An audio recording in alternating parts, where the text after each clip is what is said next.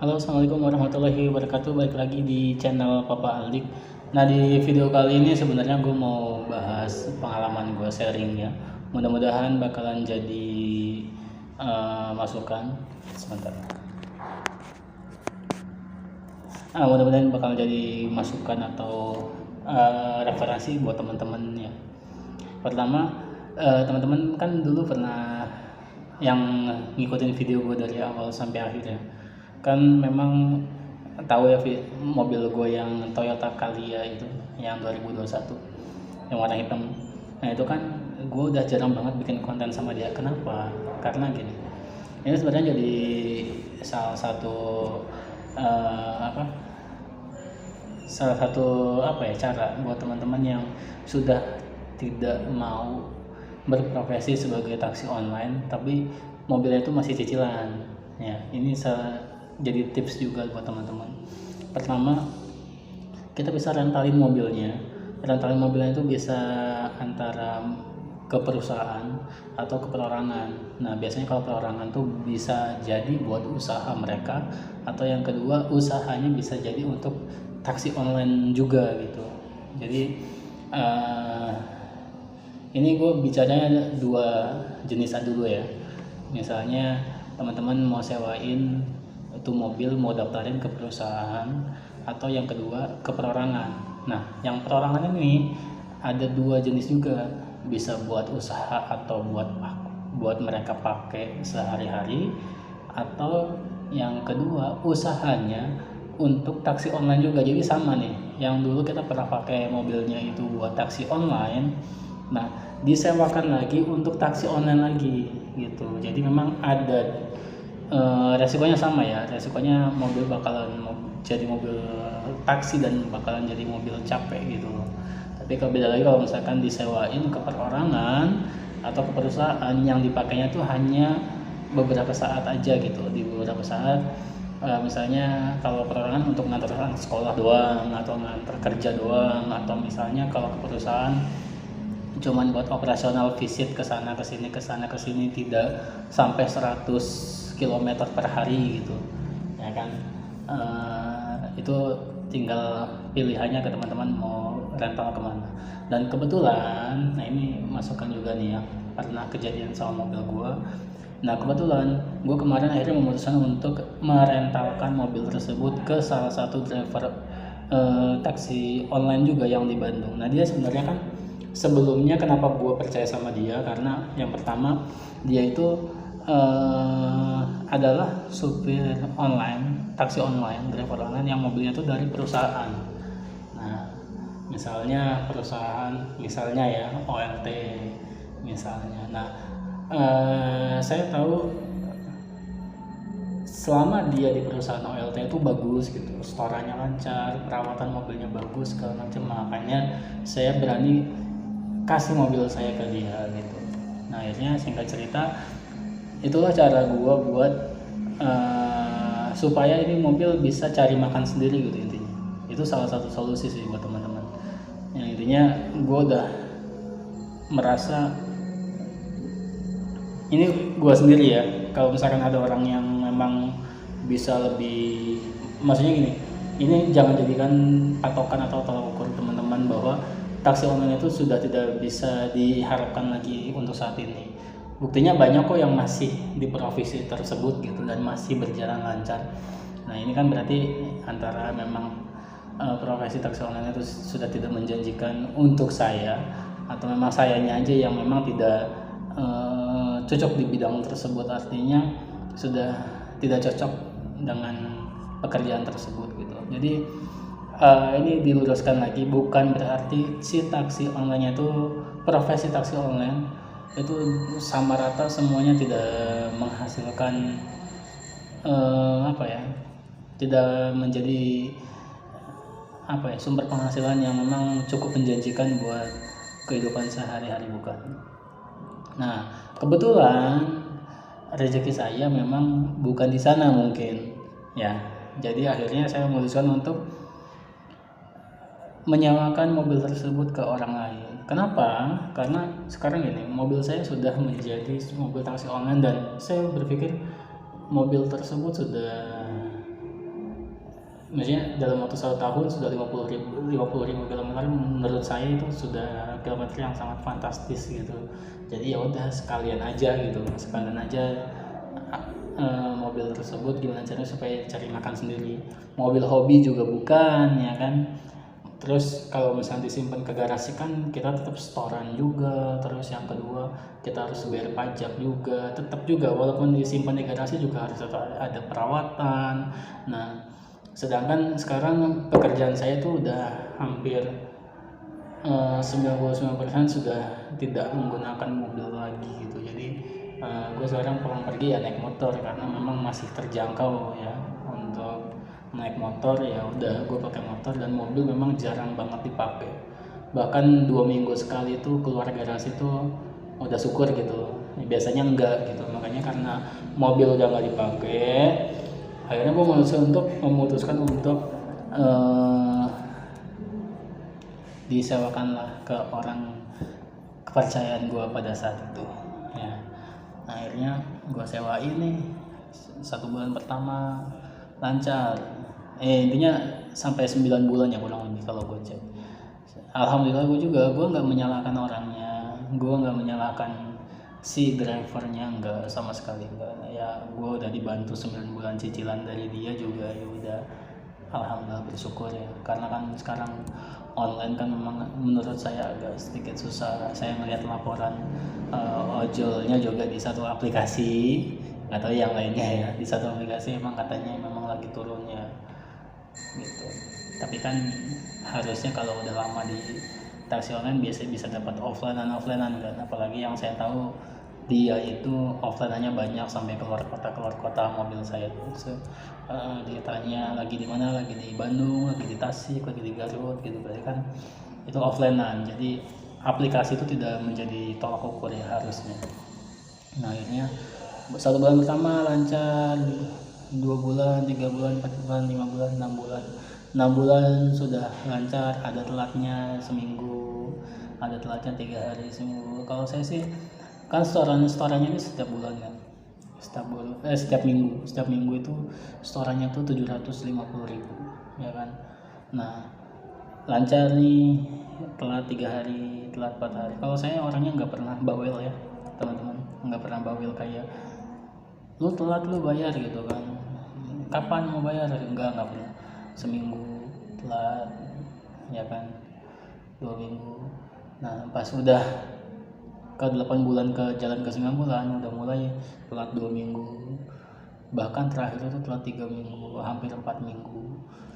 Nah ini kan kasihan kalau misalnya saya terus biarin, kan malah takutnya dia itu menjadi pembenaran menurut dia dan akan terus menggulung gitu loh si cicilannya gitu kan. Ditambah lagi kan saya harus store ke bank juga karena kan mobilnya masih cicilan.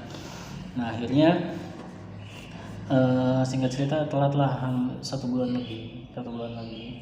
Saya nggak tahu ya, di leasing saya itu memang di info, saya belum pernah sih kena denda sama bunga, tapi sudah diwanti-wanti sama pihak leasingnya kalau misalkan lebih dari lewat bulan tagihannya itu akan dikenakan penalti sebesar 1,4 juta. Dan itu saya nggak pernah sih kena, cuman saya mau wanti-wanti aja jangan sampai kejadian.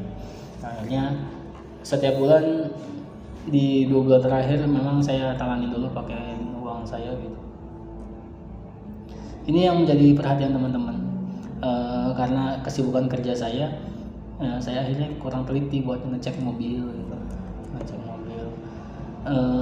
Sebenarnya sih orangnya sih apik, menurut saya apik. Cuman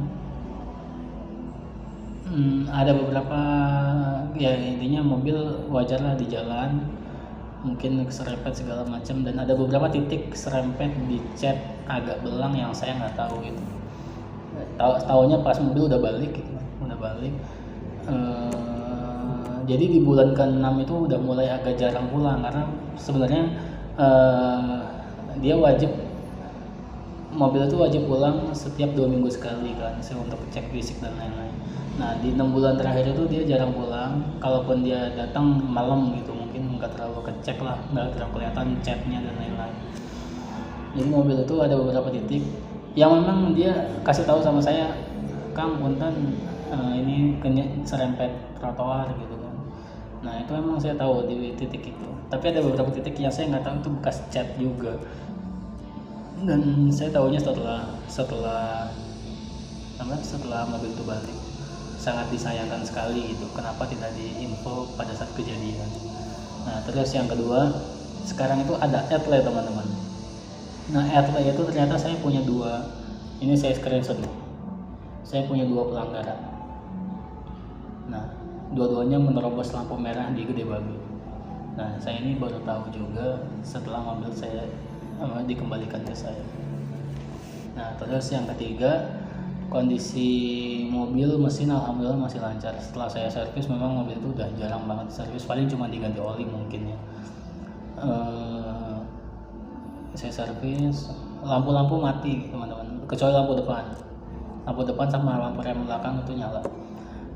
Tapi lampu belakang, lampu malam, fog lamp, dan lampu senja itu mati. Ternyata saya cek kabel-kabelnya, jadi dia tuh emang hobi buat bikin aksesoris sebenarnya teman-teman, aksesoris mobil gitu, kayak lampu warna-warni segala macam yang dipasang. Saya sih nggak terlalu suka, tapi kalau emang itu buat dia nyaman ya nggak apa-apa. Tapi kalau emang ujung-ujungnya harus dilepas, berarti kan nanti mencederai kabel-kabel yang ada di situ kan, kayak yang harus ada kupasan kabel lah, sambungan kabel yang tidak semestinya, terus nggak rapi lah intinya. Itu salah dia atau salah saya ya, saya tidak mencari siapa yang salah. Intinya mobil dipakai sudah wajar, balik mobilnya aja sudah untung gitu kan ibaratnya. Teman-teman ini jadi pelajaran, kalau misalkan memang teman-teman mau menggunakan cara seperti saya, memang pertama ya harus teliti lagi, harus seleksi lagi orangnya, benar-benar bisa diatur apa dia yang maunya mengatur sendiri gitu. Nah suatu ketika, singkat cerita, ini sebelumnya saya flashback lagi, mundur lagi, sebelum mobilnya ditarik sama saya, sebenarnya bukan saya yang narik, sebenarnya dia yang mengembalikan. Intinya gini, dia tidak bisa membayar cicilan selama 1 bulan, dan saya harus membayar closing dong ya kan. Akhirnya pada saat itu kejadiannya dia 1 harian nggak bisa telepon, nggak bisa di WhatsApp, nggak dibalas juga. Saya agak panik tuh. Nah ini cerita pengalaman saya aja ya teman-teman. Nah agak panik, terus saya telepon nggak dibalas, WhatsApp nggak dibalas. Akhirnya ada saudara saya yang bilang kayak gini, udah daripada bingung mikirin cicilan ya, mendingan mobil cicilannya saya yang bayar, tapi lebaran mobil itu saya yang pakai, anggaplah sebagai jasa sewa mobil, nggak apa-apa, nggak usah dibalikin. Ya udah, akhirnya saya memutuskan sepihak. Kenapa saya memutuskan sepihak? Karena pertama, pihak kedua ya tidak bisa diajak komunikasi dengan baik. Akhirnya saya memutuskan dengan sepihak ya.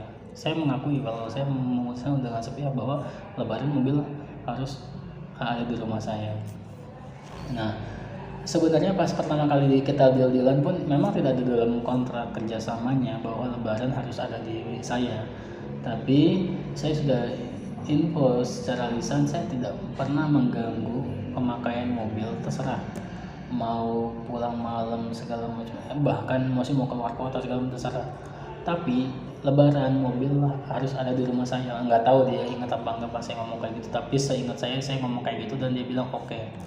Nah pada saat itu udah kejadiannya, udah saya sama saudara saya deal, ya udah dia transfer uangnya, saya bayar ke bank leasing. Nah dengan catatan mobil saya bawa pas lebaran. Oke. Akhirnya H+1 setelah saya memutuskan itu, dia WhatsApp saya kan, saya mau ke rumah, Mas siap.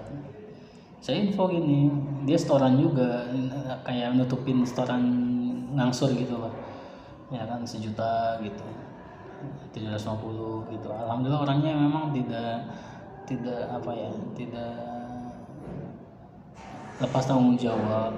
Saya ngomong kayak gini bukan berarti dia nggak tanggung jawab, bukan. Dia sampai detik terakhir pun punya etikat baik untuk melunasi gitu. Nah cuman saya menyayangkan sikapnya aja sih, yang dimana saya dapat info sih, nama saya di komunitas agak jelek di komunitas karena mungkin ada isu ternyata saya yang salah lah, saya yang tidak punya untung lah, misalnya tidak tahu untung lah, segala macam lah. Ya intinya sih begitulah, saya biarin aja orang yang tidak tahu intinya, makanya saya klarifikasi di video ini. Nah saya bilang, Kang punten, ini kan Akang kan kemarin nggak bisa telepon, nggak bisa di WhatsApp, saya bingung ya, karena saya harus cicilan mobil, saya nggak mau kena denda, kena penalti, akhirnya saya memutuskan untuk ini mobil disewakan ke saudara saya, ya kan, karena memang kan kerjanya di awal kan mobil juga lebaran saya pulang ke rumah saya, jadi sama aja lah intinya. Nah jadi mobil mau dipakai sama saudara saya pas lebaran. Nah dia agak sedikit nggak terima di situ karena mungkin lebaran itu lagi rame-ramenya dan momen dia buat bayar hutang ke saya. Cuman kan saya udah terlanjur janji sama saudara saya gitu. Intinya agak sedikit berbelit lah sebenarnya. Cuman intinya akhirnya dia bilang ya udah Kang, saya balikin aja selamanya. Jadi bukan saya yang narik ya bukan saya yang narik nih, ingat ya teman-teman yang mungkin di komunitas saya nih yang bilang saya yang narik, sama sekali saya nggak narik mobilnya, dia yang mengembalikan gitu kan. Kenapa mengembalikan? Karena faktornya tadi itu, ya kan.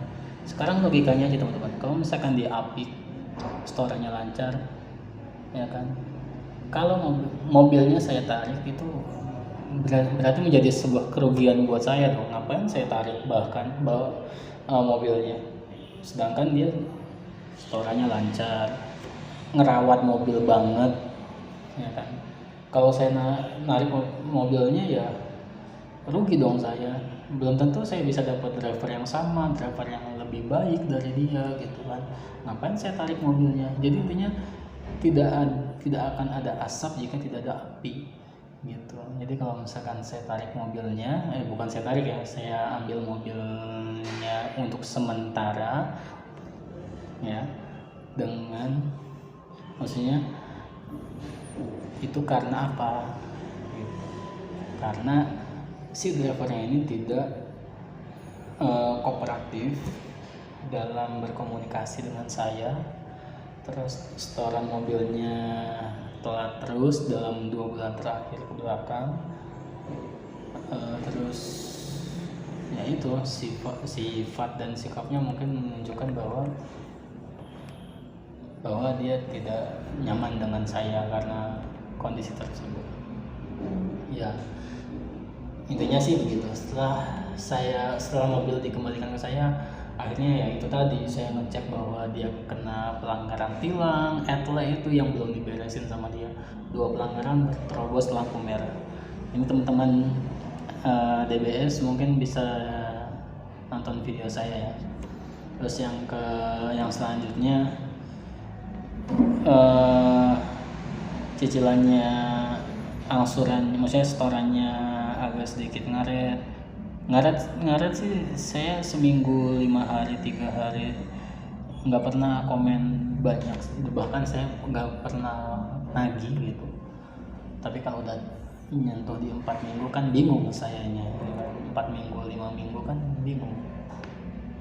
Jadi mau nggak mau ya harus saya tagih, supaya sebenarnya bukan nagih, sebenarnya saya nanya ada masalah apa, kenapa gitu kan, supaya kita beresin bareng-bareng gitu. Kalau misalkan selama 4 minggu tidak ada satu orang pun yang order taksi online, kayaknya agak nggak mungkin, kecuali dia nggak kerja selama 4 minggu gitu. Kalau misalnya alasannya nggak ada setoran, karena nol semua gitu kan orderannya, kayaknya hampir nggak mungkin. Minimal 15.000 mah dalam 4 minggu dia dapat. Tapi ya udahlah, intinya itu kan udah menjadi hak dia. Maksudnya saya nggak tahu, misalnya dia narik terus uangnya dipakai buat keperluannya dia, saya nggak tahu, itu kan udah uang dia bukan uang saya. Cuman kewajiban dia adalah setoran ke saya karena saya sudah meminjamkan kendaraannya, sudah menyewakan kendaraannya. semuanya dibahas di surat perjanjian di atas materai ya, semuanya sudah terlihat jelas bahwa mobil harus pulang setiap 2 minggu sekali. Terus mobil setoran seminggu sekali gitu kan, bisa transfer kalau misalkan dia nggak bisa ke rumah ya bisa transfer, sangat fleksibel. Kalau misalkan di perusahaan lain kan, perusahaannya mobil kan harus pulang setiap minggu sekali pada saat dia setoran gitu, cek fisik dan lain-lain sangat ketat. Kalau saya enggak, saya sangat fleksibel. Nah terus bahkan jika mobil itu lunas, saya akan memberikan 10% dari hasil penjualannya di tahun tersebut. Misalnya lunasnya tahun 2026, nah saya memberikan 10%-nya dari harga mobil tersebut, karena pasti mobilnya akan saya jual setelah 5 tahun kan, namanya mobil lacak ya. Misalnya jadi 100 juta ya, gampangnya kita hitung 100 juta berarti 10 juta buat dia. Mudah-mudahan saya buat kebijakan tersebut supaya nanti pada saat mobil saya jual, dia punya modal lagi untuk dia usaha gitu. Dan yang kedua, tujuan saya adalah supaya si drivernya ini merawat mobilnya, karena supaya maksudnya kalau misalkan mobilnya terawat kan harga jualnya juga kan akan tetap stabil gitu daripada mobil yang gak kerawat. Jadi harapan saya mobilnya ya dirawat, catnya jangan sampai yang cat pilok-pilokan ya kan? Jangan sampai cat yang dibeli yang di Shopee yang buat penghitam warna sementara, jangan gitu ya kan.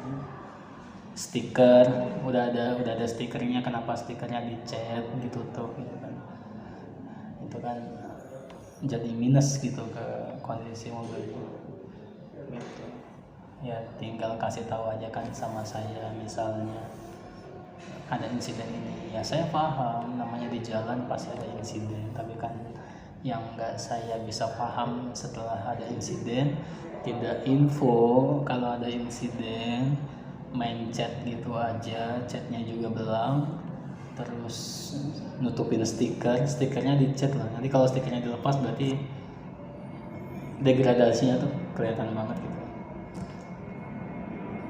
Yang itu sih sebenarnya teman-teman, buat teman-teman yang memang kemarin menjudge saya, agak ngejudge saya bahwa saya katanya tidak bersyukur, kan drivernya ngejaga merawat mobilnya, kenapa pas lebaran ditarik. Jadi tidak ada, kalau ada sebab pasti ada akibat, kayak kalau ada akibat pasti ada sebabnya gitu.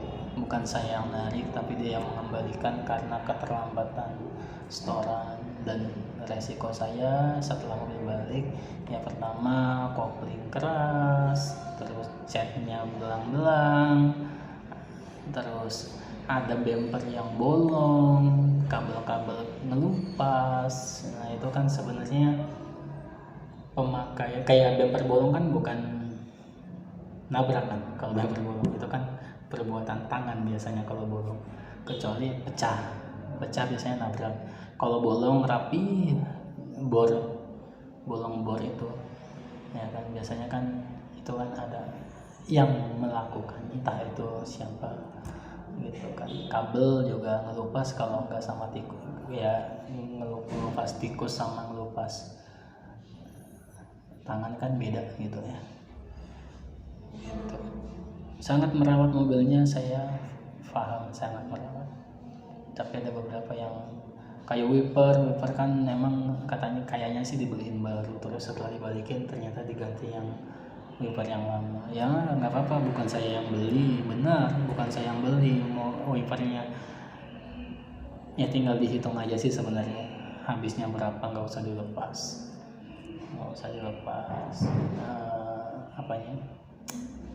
Wipernya nggak usah diganti yang lama, dihitung aja dia belinya berapa. Misalnya 150.000 ya, nanti saya ganti 150.000. Lampu-lampunya habis berapa misalnya, biar si kabel teh nggak ada yang kekelupas gitu maksud saya teh gitu. Nah tinggal nanti saya ganti gitu dengan nilai berapa gitu, jangan sampai malah menimbulkan bekas gitu. Itu kan bukan karena pemakaian, sebenarnya bekas ngebor bemper itu bukan pemakaian, itu tindakan seseorang gitu. Kalau bekas pemakaian menurut penafsiran saya kayak lecet, kayak kusam, itu pemakaian. Tapi kalau dibolongin bukan pemakaian, tapi itu sebuah tindakan gitu, sebuah tindakan yang dikerjakan oleh seseorang gitu, bukan karena kayak kegores karena di tol banyak kerikil. Nah itu kan bukan tindakan seseorang, memang di jalan ya begitu gitu. Itu sih. Dan saya dapat beberapa laporan info dari yang lain bahwa nama saya jelek di komunitas, ya terserah orang berpikir seperti apa. Yang jelas itulah teman-teman, sedikit pelajaran dari, bukan pelajaran ya, saya bukan menggurui, tapi hanya sharing aja buat teman-teman yang akan merentalkan mobilnya, harus tetap waspada ya kan. Kalau urusan telat setoran itu sangat dimaklumi, namanya kita di jalan, usaha juga enggak selalu ramai. Jangan mobil usaha dagang aja enggak seterusnya ramai, itu sangat dimaklumi. Cuman mudah-mudahan teman-teman kalau misalkan ngerentalin mobilnya dapat supir yang lebih terbuka sama kita. Terbukanya teh misalnya setoran enggak berjalan lancar, itu kenapa, bagaimana, terus kooperatif kalau kita tanya. Jangan sampai seharian hilang, di telepon nggak bisa, di WhatsApp nggak bisa setelah saya memutuskan sesuatu yang sepihak. Nah terjadi kekecewaan di salah satu pihak gitu. Itu sih sebenarnya hak saya juga, karena kan sebenarnya perjanjian di awal lebaran mobil bakalan saya pakai gitu. Kalau misalnya mobil setoran nggak ada, ya itu sebenarnya urusan setoran itu sebenarnya sudah menjadi urusan dia sebagai pelaku usaha gitu. Kewajiban saya adalah saya memberikan mobil, termasuk biaya-biaya untuk perawatan seperti ganti ban. Saya misalnya kan ban udah tipis, yaudah saya ganti, udah jadi resiko saya gitu. Tapi yang menjadi tanggung jawabnya dia, mohon untuk diselesaikan. Artinya saya sudah memberikan tanggung jawab saya, ya kan, bahwa ya tanggung jawabnya dia juga harus diberikan. Tapi sampai sekarang sudah selesai, semua masalah sudah selesai, ya kan. Dia juga sudah membayar, ya kan. Cuman itu pengalaman saya teman-teman. Terima kasih udah nonton videonya dari awal sampai akhir. Mudah-mudahan ini bermanfaat buat teman-teman yang nantinya akan menjalankan usaha rental mobil gitu, atau misalnya buat teman-teman yang mau vakum di taksi online, ya kan, mau ngerentalin mobil ke saudara, tetangga, teman, semuanya sama teman-teman. Jadi mau saudara pun bakalan mungkin ada peluang tidak sejalan dengan kita. Jangankan orang lain, saudara aja bisa. Bahasanya kan seperti itu. Itu aja teman-teman. Thank you udah nonton videonya dari awal sampai akhir. Mungkin di next video saya bakalan bikin